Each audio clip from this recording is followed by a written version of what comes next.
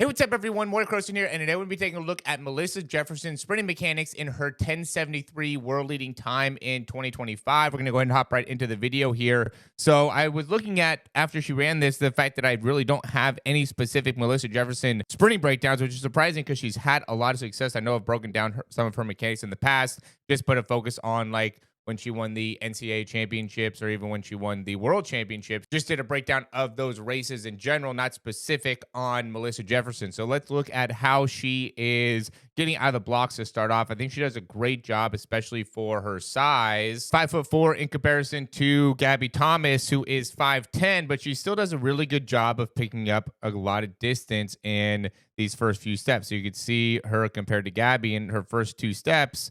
She's really a little bit more out in front in comparison to Gabby, just using this kind of line here as an indication of where she's at. So even within the first two steps, she's just picking up a lot of distance per step there, and it really helps her. And I was looking more into this fourth step. I really love how she gets that push off there. Look at that range that she has within her toes. I hope you can see this here. We're looking at that right step and the range she has through that big toe. And then look at how hard she pushes off right there. Such a great step and a great indication of how much power and how much forward propulsion she's getting in her steps here to make it so she's able to accelerate. This is a key thing that we talk about with athletes is you got to be able to get that really great forward push, especially as you're accelerating, to help make it so then you can pick up more distance per step, and both being able to push off very forcefully and being quick with the foot contact time makes it so then you can cover that great distance, which is, like we said, a key thing that stands out with her during this race. Now,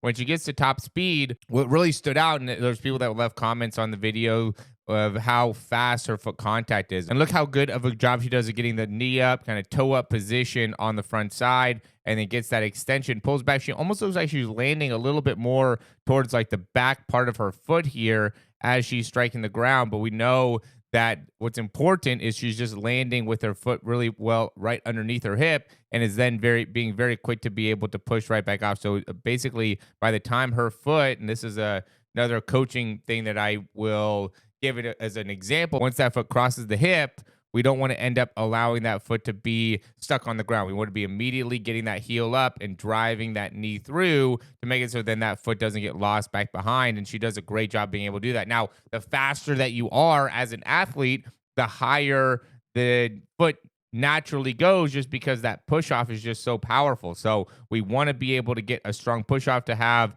good range on the backside. We'll see a lot of athletes who will keep that foot really low to the ground or really make this back leg be almost like a 90 degrees, but you could see her, she has a great almost like 45-degree angle here as she's transitioning through with that leg or driving that knee all the way through. And then as you go into this position, I think it's important to consider keeping that heel high to then get out in front and then strike the ground. We can see from this angle, she does kind of turn out that left leg a little bit here as she's striking the ground. And that's not a bad thing. A lot of times we'll see that as a way to have very quick foot contact. It's obviously something that you can't really teach. Like, hey, you need to externally rotate your leg more during foot strike. But when we see people that generate just so much pull in like your bicep femoris or some of those glute muscles, sometimes they'll naturally kind of turn off to the side, which is fine as long as that right side doesn't do it as much. To me, it ends up being fine just because it creates like a natural rotation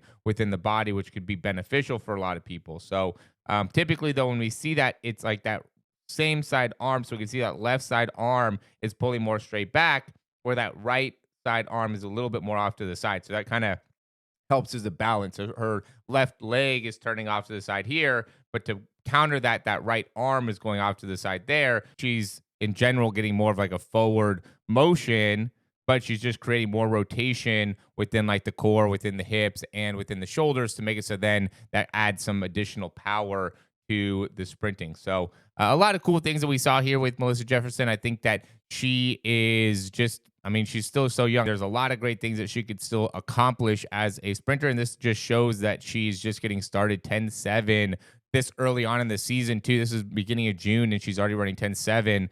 We have the World Championships at the end of September. And so as she continues to get better and better, I wouldn't be surprised if she's getting into the 10.6s later on this season and maybe even lower. Let me know if you guys think that she can get under 10.6 this season. That would be amazing to be able to see, and definitely something that I could see her accomplishing. As always, guys, thanks for watching, and we'll talk to you soon.